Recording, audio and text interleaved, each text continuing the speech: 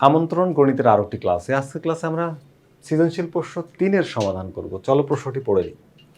প্রশ্নে বলা হচ্ছে কি যে ফয়সালের সম্পদের পরিমাণ। দেখো প্রশ্নে কি বলা হচ্ছে যে ফয়সালের সম্পদের পরিমাণ 2 কোটি থেকে 5 কোটি, মানে 2 কোটি থেকে 5 কোটি, এই যে টাকা আর কি।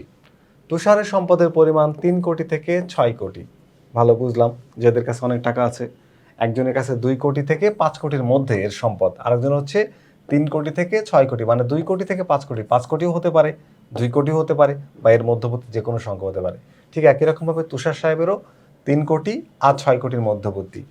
প্রশ্ন ক, উপরের তথ্য দুইটিকে গাণিতিক ভাষায় প্রকাশ করো। দেখো ধরি যে এদের সম্পদকে যদি এক্স ধরি, তাহলে মনে করো যে এখানে ফয়সাল সাহেবের সম্পদ হচ্ছে 2 কোটি থেকে সমান হতে পারে, আবার বেশিও হতে পারে, আর 5 কোটির সমান হতে পারে, আবার কমও হতে পারে।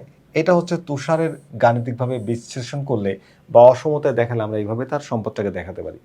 ঠিক একই রকমভাবে যদি এটা হচ্ছে ফয়সালের, তুষারের কি 3 কোটি থেকে 6 কোটি, তো 3 কোটি হতে পারে অথবা তার চেয়ে বেশিও হতে পারে, এক্স চলক দিয়ে আমরা প্রকাশ করলাম। আর 6 কোটি হতে পারে অথবা তার চেয়ে কমও হতে পারে। তাহলে এই এক্স দিয়ে বুঝলাম তুষারের সম্পদ, যেটা হচ্ছে 3 থেকে 6 কোটির মধ্যে, আর এটা হচ্ছে 2 থেকে 5 কোটির মধ্যে, অথবা 2 বা 5-এর সমান। তো এটাই কিন্তু গাণিতিক বিশ্লেষণ। তো দেখো আমরা এই যে আমাদের ইজি হায়ার ম্যাথ বই কিন্তু এটাকে সুন্দর করে গাণিতিকভাবে বিশ্লেষণ করেছি। দেখো যে ফয়সাল ও তুষারের সম্পদকে যথাক্রমে এক্স আর ওয়াই যদি আলাদা চলক ধরো, তাহলে আলাদা চলকে শো করতে পারবা।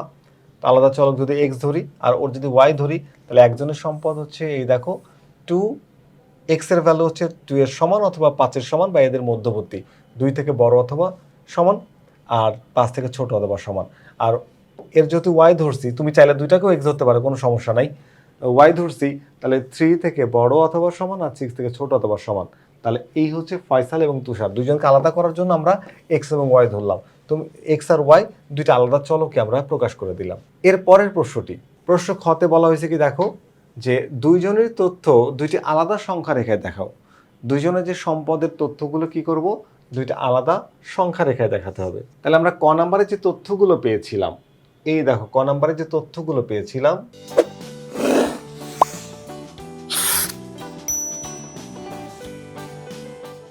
সেই তথ্যগুলো একটু নিয়ে আসবো আমরা। এই যে তথ্য, এটা হলো তুষারের, এটা হলো ফয়সালের, এটা হচ্ছে তুষারের। তাহলে ক হতে প্রাপ্ত অসমতা দুটি হলো এই যে একটা অসমতা, আর এই হচ্ছে আর একটা অসমতা। এই দুইটাকে নিয়ে আসছি আমরা। প্রথমটার সংখ্যা রেখা দেখাবো। দেখো প্রথমটায় আছে কি বলতো, 2 থেকে বড় অথবা সমান। যদি সমান চিহ্ন থাকে, তাহলে যে বৃত্তটা তুমি নিবা সেই বৃত্তটা ভরাট হবে, আর যদি সমান চিহ্ন না থাকে তাহলে বৃত্তটা খালি থাকবে। তো 2 এর এখানে করলাম সমান, তাহলে 2 থেকে বড় যাবে হচ্ছে ডান দিকে। কোন দিকে যাবে? ডান দিকে। ছোট হলে বাঁ দিকে যেত, যাবে ডান দিকে। এবং 5 যে সমান অথবা তার থেকে ছোট, যেহেতু সমান সাইন আছে তাহলে এটাকে ভরাট করে দাও, এবং 5 থেকে ছোট যাবে বাঁ দিকে। তাহলে আমরা জাস্ট এখান থেকে একটু মোটা গাঢ় করে দিই। এই হচ্ছে তোমার ফয়সালের যে তথ্যটি ছিল, যে টাকা পয়সার যে তথ্য ছিল, সেটার সংখ্যা রেখা। এরপরে আসো তুষারেরটাই। তুষারের আছে 3 থেকে 6-এর মধ্যে। 3 থেকে বড় অথবা সমান, তাই ভরাট হবে। আর 6 থেকে ছোট অথবা সমান, তাহলে এখানে ভরাট হবে। তাহলে 3 থেকে 6-এর দিকে বেশি, আর কম হলে বাঁ দিকে যাবে। তার মানে তুমি 3 থেকে 6টাকে গাঢ় করে দিলেই হবে। তাহলে ফয়সালের সংখ্যা রেখা দেখাইলাম, তুষারেরও সংখ্যা রেখা দেখাইলাম। শুধু সংখ্যা রেখায় দেখাইতে বলছে তথ্যগুলো, আমরা সুন্দর করে সংখ্যা রেখায় দেখিয়ে দিলাম। এরপরে দেখো দুইজনের মোট সম্পদের পরিমাণ গাণিতিকভাবে বিশ্লেষণ করে লেখো, গাণিতিকভাবে লেখো, এবং সম্মিলিত তথ্যটি একটি সংখ্যা রেখায় দেখাইতে হবে। তাহলে দুইজনের মোট সম্পদ, দেখো দুইজনের মোট সম্পদ কি, আমি দেখলাম যে এখানে যে ফয়সাল ছিল তার সর্বনিম্ন 2 হতে পারতো, সর্বোচ্চ 5 হতে পারতো। আর তুষার যে ছিল তার সর্বনিম্ন 3 হতে পারতো, সর্বোচ্চ 6 হতে পারতো। তাহলে এদের সর্বোচ্চ হিসাব করলে দুইজনের সম্পদ একত্রে 11 কোটি টাকার মতো হতে পারে, যদি দুইজনের 5 আর 6 করে হয়। আর সর্বনিম্ন এদের এখান থেকে বেশি, তো তাহলে 3 আর 2 5 কোটি বা তার চেয়ে বেশি হতে পারে। আর এখানে সর্বোচ্চ 11 কোটি বা তার চেয়ে কম হতে পারে। এই হচ্ছে আমাদের তথ্য।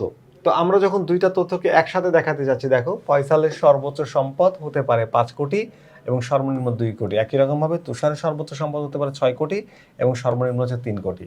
তাহলে দুইজনের মোট সম্পদের সর্বোচ্চ পরিমাণ সর্বোচ্চ এই দুইটাকে যোগ করে দিই, কত হতে পারে? 11 কোটি সমান হতে পারে।